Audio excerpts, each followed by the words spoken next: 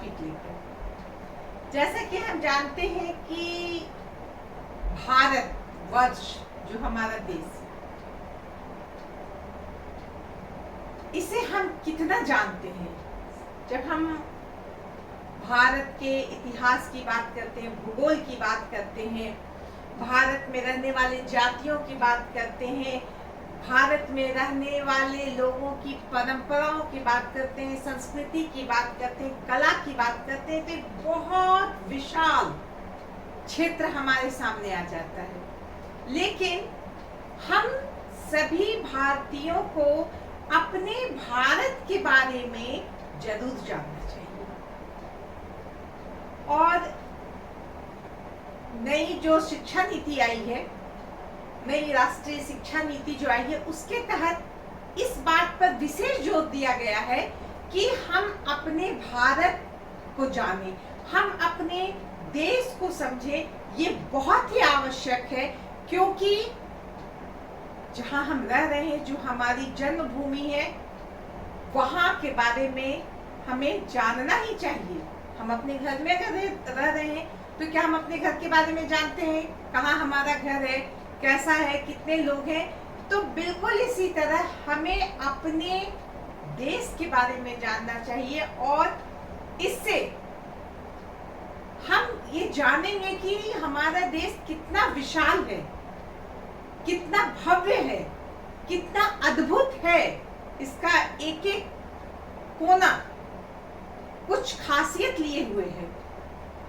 और जब हम ये जानेंगे तो हमारे मन में देश के लिए जो राष्ट्रीयता की भावना जागेगी, जो राष्ट्र प्रेम की भावना जागेगी, वह बहुत ही लाभकारी होगी अपने लिए भी और देश के लिए भी। क्योंकि राष्ट्रीयता की भावना देश के लोगों में होना, अपने राष्ट्र के लोगों में होना, यह बहुत बड़ी बात है। यह अपने देश को और आगे बढ़ाने में मदद करती है। और इसीलिए जो विशेषज्ञ हैं, जिन्होंने ये शिक्षा नीति बनाई नई, उन्होंने इस बात पर विशेष जोर दिया कि भारत के प्रति जो अवधारणा है लोगों की, जो कॉन्सेप्ट है, वह क्लियर होना चाहिए। क्योंकि बहुत बार ऐसे इतिहासकारों ने इतिहास लिखा जिसमें यह बताया गया कि भारत एकदम से पिछड़ा हुआ देश है, यहाँ के लोगों में कोई संस्कृति ही नहीं है, ये बिल्कुल अशिक्षित हैं, ये सांप सपेरे टाइप के लोग हैं, ये नट हैं जो घूम घूम करके अपना करतब दिखाते हैं। कहने का अर्थ यह है कि बहुत सारे इतिहासकारों ने भारत की जो छवि बनाई है, उससे हमारे मन में भारत के प्रति जो भाव आता है वह नकारात्मक होता है। जबकि ऐसी बात नहीं है। हमें यह जानना चाहिए कि भारत में क्या है। ये हमें किसी के कहने पे नहीं जानना चाहिए, बल्कि हो सके तो उसके लिए हमें उस पर शोध करना चाहिए। उसे जानने के लिए हमें तह तक जानने की कोशिश करनी चाहिए। और इसी को लेकर के हमारे लिए यह एक बहुत ही आवश्यक टॉपिक हमारे सामने है कि भारतवर्ष की अवधारणा, कॉन्सेप्ट ऑफ भारतवर्ष। भारतवर्ष क्या है? भारतवर्ष तो हमारा देश। हम जानते हैं कि हमारा भारतवर्ष हजारों साल पुरानी सभ्यताओं को लेकर खड़ा है। एक अद्भुत विशाल सभ्यता हमारे भारतवर्ष की है। और हम, जैसा कि हम जानते हैं, यहाँ पे तो हम भारत का मैप नहीं बना सकते हैं, लेकिन फिर भी जो भारत का जो नक्शा है उसको अगर हम देखें तो हम क्या देखते हैं कि इस शेप में है हमारा भारत। ये बस मैंने एक खाका तैयार किया, क्योंकि भारत का नक्शा बनाना बहुत आसान काम नहीं है, बहुत प्रेम से बहुत अच्छे से बनाया जा सकता है, लेकिन लगभग ये है भारत का नक्शा। और हम क्या देखते हैं कि ऊपर से नीचे और पूर्व से पश्चिम या पश्चिम से पूरब, इसकी लंबाई चौड़ाई कितनी है। तो सबसे पहले हम ये बताएंगे कि ये जो भारत है इसका पूरा क्षेत्रफल कितना है। इसका पूरा क्षेत्रफल 32,87,263 किलोमीटर है। ये मैंने यहाँ लिखा है 32,87,263 वर्ग किलोमीटर पूरा क्षेत्रफल है। ये हमें जरूर याद रखना चाहिए। अब बात आती है कि उत्तर से दक्षिण की जो लंबाई है वो कितनी है। तो वह 3,214 किलोमीटर है। यहाँ से उत्तर से लेकर दक्षिण तक की लंबाई कितनी है, 3,214 किलोमीटर। और पश्चिम से पूरब जो लंबाई है वह कितनी है, 2,933 किलोमीटर। ये हमें याद रखना चाहिए कि हमारे भारतवर्ष का क्षेत्रफल कितना है और लंबाई कितनी है, कितने दूर तक है, इसकी चौड़ाई है। अब हम बात करते हैं कि हम जानते हैं कि भारत एक प्रायद्वीप है। हम जानते हैं कि एक समय में हमारा भारत जो था बहुत विस्तृत क्षेत्र में फैला हुआ था। समय के अंतराल के साथ अभी वह इस अवस्था में विद्यमान है। लेकिन फिलहाल अभी जो हम पढ़ रहे हैं, अभी जो हम आज के बारे में भारत को जान रहे हैं, आज जान रहे हैं, तो इसमें हम क्या कहते हैं, ये जो तटीय इलाका है, यानी ये कोस्टल एरिया जो है, समुद्र के किनारे का एरिया, वह भी बहुत बड़ा है, जो 6,100 किलोमीटर यहाँ से यहाँ अगर हम कहें तो 6,100 किलोमीटर इसका तटीय एरिया है। यानी कि जो समुद्र का तट है वो भी बहुत बड़ा है, जो अपने आप में एक बहुत बड़ा हमारे लिए आशीर्वाद है। क्योंकि इतनी बड़ी तट रेखा होना, इतना बड़ा तट होना किसी भी देश के लिए मायने रखता है। क्योंकि हम जानते हैं कि इसी तट से, इसी कोस्टल एरिया में बड़े बड़े बंदरगाह बन सकते हैं और बाहर से हमारा जो व्यापार होता है, वाणिज्य व्यापार होता है, वह इस पर बहुत अधिक जो है निर्भर रहता है। हमारी आर्थिक उन्नति का एक बहुत बड़ा आधार होता है हमारा कोस्टल एरिया। तो इस तरह से हम देखते हैं कि इसकी लंबाई चौड़ाई तटीय एरिया बताए। अब इधर की बात किया जाए कि ये जो क्षेत्र है, ये वाला जो क्षेत्र है, इसमें हम क्या देखते हैं, जो स्थल क्षेत्र से घिरा हुआ है। ये तो पानी से घिरा हुआ समुद्र के किनारे का क्षेत्र है। ये स्थल का जो क्षेत्र है वह कितना है, 5,200 किलोमीटर है। हम जानते हैं कि उत्तर में हिमालय है। हिमालय पर्वत श्रृंखला। पर्वत श्रृंखला का क्या मतलब होता है, बहुत लोग अगर कंफ्यूज थे तो उन्हें जानना चाहिए। हम ये ड्राइंग में अक्सर बनाते हैं, ये पर्वत बनाते हैं, लेकिन जब हम ऐसे ऐसे बनाते हैं ये, तो ये पर्वत श्रृंखला हो जाती है। ऐसे ऐसे पर्वत श्रृंखला, ऐसे ऐसे पर्वत, तो ये पर्वत श्रृंखला है। तो हिमालय है, हिमालय में भी हम कहें तो 3 उसमें पर्वत श्रृंखला है, जिसमें जो सबसे ऊपर वाली हिमालय जो है, हम जानते हैं कि सबसे ऊंची चोटी हिमालय, एवरेस्ट, माउंट एवरेस्ट सबसे ऊंची चोटी है। और इसकी ऊंचाई कितनी है, 8,848 किलोमीटर। ये सब हमें हमेशा याद रखना चाहिए। माउंट एवरेस्ट की ऊंचाई कितनी है, 8,848 किलोमीटर। उसी तरह जैसे कि मैंने बताया कि 3 श्रृंखलाएं हैं। जो उससे छोटी श्रृंखला है उसमें बहुत सारे जो हिल स्टेशन हैं वो आते हैं। जैसे कि हम जम्मू कश्मीर की बात करें, हम शिमला की बात करें, ये सारे जो है एक प्रकार से पर्वतीय क्षेत्र पर ही बसे हुए हैं। तो ये जो हिमालय का क्षेत्र है, यह एक बहुत विशाल, बहुत ही अद्भुत, बहुत ही आकर्षक आशीर्वाद है भारत के लिए, ऐसा हम कह सकते हैं। क्योंकि एक तो बचपन से हमने पढ़ा है कि मुकुट की तरह यह भारत की शोभा बढ़ाता है। एकदम सफेद बर्फ से ढकी हुई ये चोटियां कैसी लगती है? भारतवर्ष, भारत माता के सिर पे मुकुट की तरह लगती है, ऐसा हम पढ़ते हैं।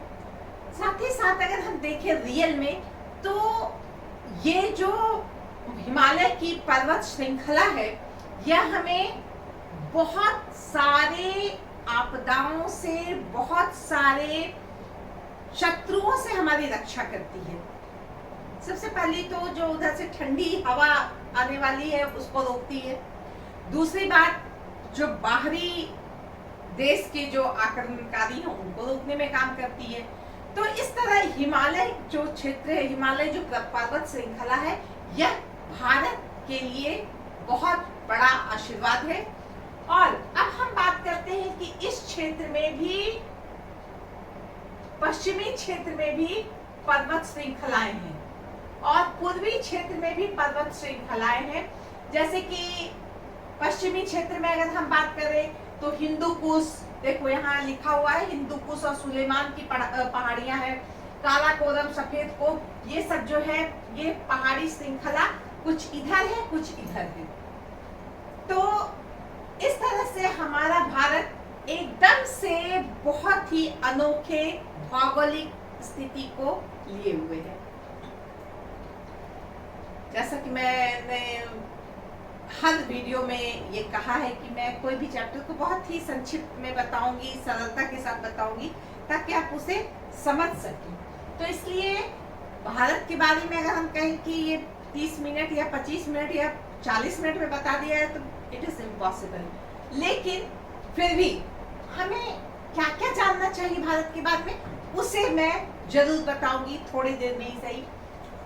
यह जो है कितने अक्षांश से लेके कितने देशांतर तक, इसका अक्षांश और देशांतर जो ज्योग्राफी पढ़े होंगे उन्हें पता होगा कि किस तरह पृथ्वी अपने अक्ष पे घूमती है। कितनी सारी काल्पनिक रेखाएं हैं जो देशांतर और अक्षांश वगैरह को निर्देशित करती है। तो हम यहाँ अभी ये जानेंगे कि 8 डिग्री 4 इंच अक्षांश से लेकर के 37 डिग्री 6 उत्तरी अक्षांश और 68 डिग्री 7 पूर्व देशांतर से लेकर के 97.25 पूर्व देशांतर के मध्य ये फैला हुआ है। जो भारत की जो स्थिति है, ग्लोब में जो भारत की स्थिति हम देखते हैं वह यही है। इसे भी हम अच्छा से याद रखना हमें चाहिए। अब हम बात करेंगे कि भारत को, मैंने मैप को थोड़ा गड़बड़ कर दिया, अपने हाथ से गंदा कर दिया, लेकिन फिर भी मैं बताऊंगी इस भारत को कितने भागों में बांटा गया है। सवाल आता है कि भारत को भौगोलिक रूप से कितने भागों में बांटा गया। भौगोलिक मतलब उसकी भूमि के अनुसार, उसकी भौगोलिक स्थिति के अनुसार। तो बहुत बार कभी कभी जो विद्वान हैं, किसी ने 5 भागों में बांटा, किसी ने 3 भागों में बांटा, किसी ने 6 भागों में बांटा। मैंने यहाँ पर 5 भाग लिया है, जिसमें उत्तरी पर्वत श्रृंखला, जैसा कि मैंने बताया कि उत्तरी पर्वत श्रृंखला जिसमें हिमालय है, जिसमें हिंदू कुश है, जिसमें धौलागिरी पर्वत है, उसमें हम मुख्य पर्वत श्रृंखला में हम कौन कौन देखते हैं, ये सब याद रखिएगा। माउंट एवरेस्ट, गॉडविन ऑस्टिन जिसे K2 भी कहते हैं, कंचनजंगा, धौलागिरी, ये सब मुख्य पर्वत श्रृंखलाएं हैं, चोटी है। हिंदू कुश, सुलेमान, काराकोरम, सफेद कोह, ये भी जैसा कि मैंने बताया पूर्वी और पश्चिमी, उत्तर क्षेत्र के पूर्वी और पश्चिमी भाग में ये पर्वत श्रृंखलाएं हैं। इनसे भी क्या होता है कि इधर से रक्षा होती है और प्राकृतिक रूप से या मानवीय रूप से, दोनों तरफ से हम कह सकते हैं कि यह एक गार्ड की तरह खड़ा होता है यहाँ पे। तो ये उत्तरी पर्वत श्रृंखला में मैंने बताया इतने पर्वत हैं। उत्तर भारत का मैदान, अब ये जो हम क्षेत्र देखते हैं ये मैदानी भाग, यहाँ पे क्या हम देखते हैं, सिंधु नदी, गंगा नदी, ब्रह्मपुत्र नदी, ये मुख्य नदियां हैं और इसके सहयोगी बहुत सारी नदी है जो आकर के इनसे मिलती हैं। तो इसके चलते ये जो उत्तरी भारत का ये मैदान है, यह बहुत विस्तृत क्षेत्र है और भारत की जो भौगोलिक भाग में जो इसे रखा गया, ये बहुत ही उपजाऊ क्षेत्र कहा जाएगा, बहुत ही महत्वपूर्ण क्षेत्र कहा जाएगा इस मायने में, क्योंकि यह आर्थिक रूप से भी प्राचीन काल से अपना एक अलग जगह बना के रखी है। क्योंकि हम देखते हैं कि बहुत सारी नदियां यहाँ बहती, जैसा कि हमने बताया, सिंधु, ब्रह्मपुत्र, गंगा। सिंधु नदी सभ्यता तो हम जान ही रहे, अपने भारत के इतिहास का एक अभिन्न अंग। हम गंगा को जान रहे हैं, हम पाटलिपुत्र जान रहे हैं जहाँ मगध साम्राज्य का उदय हुआ। गंगा कन्नौज के किनारे, जिसे हम कहते हैं, वहाँ पे जो बाद में जो है मगध का स्थान जिस कन्नौज ने ले लिया। तो इस तरह से ये जो क्षेत्र है, यह बहुत सारे मायने में बहुत ही महत्वपूर्ण है और यहाँ बहुत अच्छी खेती होती है। कहा जाता है कि अनाज का जो है भंडार, वह यही क्षेत्र है। साधारण सी बात है, जहाँ इतनी अच्छी अच्छी नदियाँ होंगी जो सालों भर बहती हैं, हिमालय से जिसका जो निकलती हैं, तो इन मैदानी क्षेत्र का महत्व इन नदियों से बढ़ जाता है और इन नदियों से जो हमें, जो मानव जाति को जो लाभ होता है, हमारे देशवासियों को, यह बहुत बड़ा उपकार है। अब हम बात करते हैं प्रायद्वीपीय पठार। प्रायद्वीपीय पठार हम देखते हैं कि दक्षिण में आने के बाद इधर हम देखते हैं प्रायद्वीपीय पठार से हमारा सामना होता है, जिसमें हम विंध्याचल, सतपुड़ा की पहाड़ी, विंध्याचल की पहाड़ी, ये सारी पहाड़ी के अतिरिक्त हम क्या देखते हैं, पूर्वी और पश्चिमी घाट है, जो पर्वत तो नहीं है लेकिन पहाड़ है और जंगल है, जो पहाड़ी श्रृंखला हम कह सकते हैं, ये जो पश्चिमी घाट और पूर्वी घाट है। और यह भी बहुत महत्वपूर्ण क्षेत्र है हमारे भारत का, जो बहुत सारे मायने में हमारे लिए बहुत ही महत्वपूर्ण है। थार मरुस्थल, थार मरुस्थल हम जानते हैं कहाँ है, ये राजस्थान में है, या अरावली की जो पहाड़ी है। तो इस तरफ हम देखते हैं कि थार मरुस्थल है। मरुस्थल, भारत का सबसे बड़ा मरुस्थल जो है वो थार मरुस्थल है, जो राजस्थान में है। समुद्री क्षेत्र, समुद्री क्षेत्र तो मैंने बताया कि एकदम उड़ीसा से आप शुरू करेंगे, विशाखापट्टनम, चेन्नई, केरल, तमिलनाडु तो बताया, कर्नाटक से होते हुए गोवा, बॉम्बे, इतना बड़ा क्षेत्र जो है यह समुद्री क्षेत्र है, तटीय क्षेत्र है। और इसके अलावा कुछ द्वीप भी है, यहाँ पे हम देखते हैं अंडमान निकोबार है, यहाँ पे हम देखते हैं कि लक्षद्वीप है, अरब सागर में लक्षद्वीप है, इधर हम देखते हैं कि अंडमान निकोबार है, तो ये द्वीप है। तो इस तरह से हम 1, 2, 3, 4, 5, 6 भागों में हम भारत के भौगोलिक स्वरूप को जो है, भौगोलिक क्षेत्र को हम बांट सकते हैं। ये हमें याद रखना है। जैसा कि हम जानते हैं कि दक्षिण में, जैसा कि मैंने बताया, विंध्याचल पर्वत और सतपुड़ा की विंध्याचल, मुख्य रूप से विंध्याचल ही है, और सतपुड़ा की पहाड़ी, इसके बाद जो है ये दक्षिण का क्षेत्र, इसमें हम देखते हैं कि यहाँ भी अलग अलग नदियां बहती है। इधर उत्तर में तो कावेरी, इसके उत्तर में हम कह सकते हैं कावेरी है, और दक्षिण में ताप्ती नदी है, इधर ताप्ती है और नर्मदा नदी है। इसके अलावा हम दक्षिण में देखते हैं तो कावेरी, तुंगभद्रा, कृष्णा, ये सब बहुत ही महत्वपूर्ण भूमि है, जिससे यहाँ की भूमि सिंचित होती है, उपजाऊ है और बहुत सारे मायने में यह एक उत्कृष्ट भूभाग है। क्योंकि जैसा कि मैंने बताया कि ये समुद्र के किनारे भी है, जिससे व्यापारिक क्षेत्र में ये क्षेत्र काफी आगे बढ़ा प्राचीन काल से ही। अब हम बात करेंगे, तो इस तरह से हमने बात किया कि ये दक्षिणी भाग में कौन कौन सी नदियां हैं, उत्तरी भाग में कौन कौन सी नदियां हैं। यहाँ मैंने नदियों का भी जिक्र किया है, ये गंगा, यमुना, ब्रह्मपुत्र, सिंधु, गोमती, घाघरा, कोसी, ये सब सहायक नदियां हैं जो हिमालय से निकलती हैं। चंबल, बेतवा, केन, ये सब मध्य भारत में आ जाएंगी, और कावेरी, कृष्णा, तुंगभद्रा ये दक्षिण में आ जाएंगी। ये सब महत्वपूर्ण नदियां हैं जो जीवन दायिनी नदी है, जिससे भारत की इतनी बड़ी जनसंख्या की क्षुधा पूर्ति होती है। वहां से हम देखते हैं कि अनाज का उत्पादन होता है, क्योंकि जानते हैं कि किसी भी फसल का होना, उसमें जल का होना, और जल के लिए नदी नहर का होना कितना आवश्यक है। और हमारे पास इतनी महान महान नदियां हैं जो हमारे देश को उन्नत और सुखी बनाने में सहयोग करती है।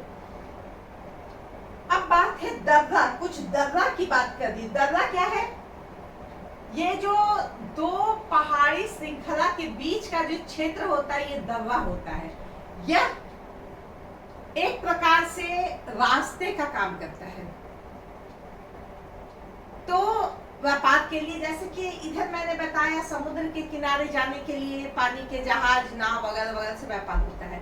लेकिन उत्तरी क्षेत्र में एक जगह से दूसरे जगह जाने के लिए दर्राओं का प्रयोग होता था। हमने पढ़ा है या हम पढ़ेंगे कि प्राचीन काल में किस तरह इन दर्रों से लोग आते थे। इन दर्रों का अलग अलग नाम है, और इसके द्वारा इस अलग अलग दर्रों से अलग अलग तरह के व्यापार होते थे, अलग अलग देश से कनेक्ट था। तो इसमें अगर दर्रा की बात करेंगे तो हम बात करेंगे खैबर दर्रा, इसमें महत्वपूर्ण है। बोलन का दर्रा, टोची, गोमल, जेपला, नाथुला।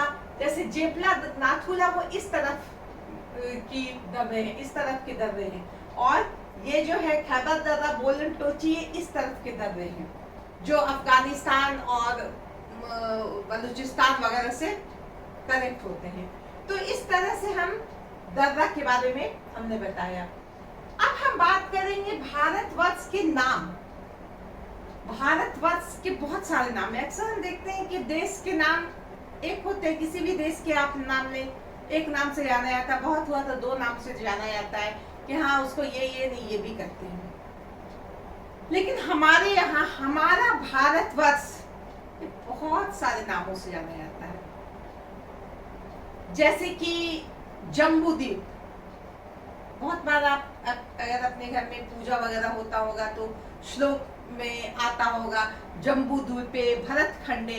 तो भरतखंडे को भारतवर्ष कहा गया। भरतखंडे क्यों कहा गया? हम सभी जानते हैं कि भरत जो दुष्यंत का पुत्र था, सबों ने शकुंतला पढ़ा होगा। शकुंतला कहानी अगर नहीं पढ़ा है तो जरूर पढ़े कि किस तरह शकुंतला के पति दुष्यंत थे। दुष्यंत शकुंतला को भूल गए थे, और उनका एक पुत्र था भरत। उस भरत की मुलाकात दुष्यंत से होती है, बड़ा नाटकीय मामला होता है।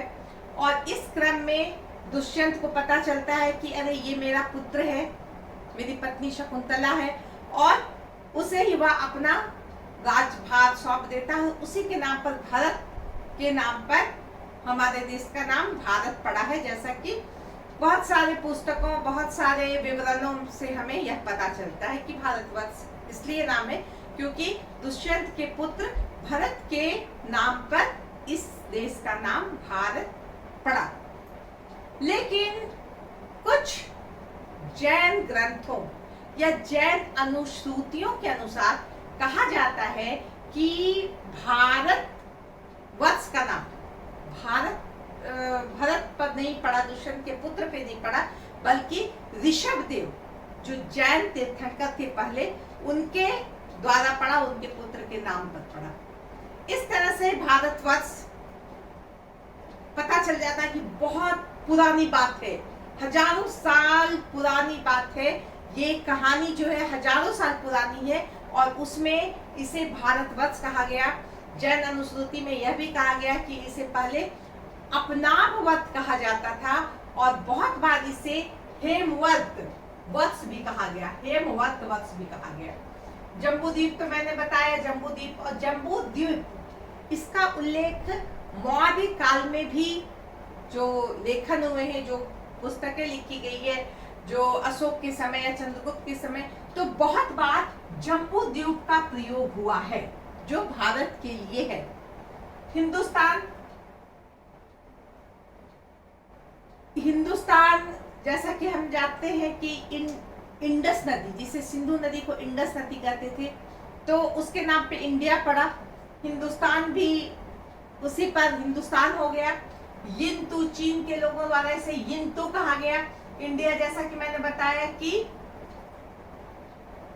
इंडस नदी के किनारे रहने वाले लोग इंडिया, माने इंडस नदी जो है जहाँ पे है वो इंडिया है। भारत तो कहा ही गया। तो भारत और इंडिया को जो हम देखते हैं कि इसे आज भी मान्यता मिला हुआ है, जो संविधान है उसके अनुसार भारत या इंडिया के नाम से हम भारत को जानते हैं। लेकिन इतने सारे नाम हमारे हैं। हिंदुस्तान भी कहा जाता है, हिंदू के माने हिंदुओं का जो स्थान है उसे हिंदुस्तान कहा गया। विष्णु पुराण में कहा गया है कि जिसके उत्तर में हिमालय है और दक्षिण में समुद्र है वह भारत है, और वहां के रहने वाले कौन है? भारतीय है। इसी तरह हम देखते हैं कि एक और प्रसंग है जिसमें भारतवर्ष कहा गया है, जहाँ पे उत्तर में हिमालय है, दक्षिण में समुद्र है, जिसके कटी में विंध्याचल है। तो इस तरह से बहुत जगह पर यह भौगोलिक स्थिति के आधार पर बताया गया है कि भारत क्या है और भारत कैसा है। तो इस तरह से हम कह सकते हैं कि भारत या भारतवर्ष या हमारा इंडिया अपने आप में बहुत विशाल अर्थ लिए हुए है, और इसे जानना हमारा कर्तव्य है, हमारी जिम्मेवारी है। इसे हम बहुत अच्छी तरह से जानें और लोगों को बताएं कि हमारा भारत क्या है। अद्भुत भारत है हमारा। अब यहाँ के निवासी बहुत तरह के लोग यहाँ आए, मूल लोग भी थे, बाहर से भी आए, कुछ लोग यहाँ से विस्थापित भी हो गए, चले गए, कुछ यहीं पे रह गए। तो इस तरह से कहा जाता है कि जो रामचंद्र गुहा नाम के एक इतिहासकार हैं, उन्होंने क्या किया कि यहाँ के निवासियों को 7 भागों में बांटा। निग्रो, इनका जो कटकाठी होता है, घुंघराले बाल, मोटे होठ, रंग क्या जो चमड़े का रंग होता है वो काले होते हैं, आंखें छोटी छोटी होती है। तो ये निग्रो लोग जो हैं, जिसे मूलतः हम अभी अफ्रीका में पाते हैं, अब ये यहाँ पे नहीं के बराबर है, लेकिन यहाँ की एक जाति थी। प्रोटो ऑस्ट्रेलियाइड, मंगोलियाइड, इसके बारे में हम बहुत ज्यादा नहीं बताएंगे, शॉर्ट में बताएंगे। सिर्फ याद रखना है प्रोटो ऑस्ट्रेलियाइड, मंगोलाइड जो मंगोल से जो आए होंगे, मेडिटेरियन, ब्रेचिसेफल, अल्पनाइड। तो इस तरह ये जो है इनका अलग अलग ये है कि कौन कहां से आए। किसी का कहना है कि मंगोल से जो आए मंगोलियाड हुए, क्योंकि हमारे यहाँ हम देखते हैं कि बहुत प्राचीन काल से हम देखते हैं कि भारत में बहुत सारे विदेशी आक्रमण हुए। शक आए, कुषाण आए, सीथियन आए, यूनानी आए, बहुत सारे आए, और वो यहीं पे रह गए। वो यहाँ के लोगों के साथ मिलजुल कर शादी ब्याह, वैवाहिक संबंध बना करके फिर उनके बच्चे जो हैं उनका जो है रूप रंग असर वो बहुत प्रभावित हुआ उससे, और इस तरह से 7 भागों में रामचंद्र गुहा के अनुसार बांटा गया।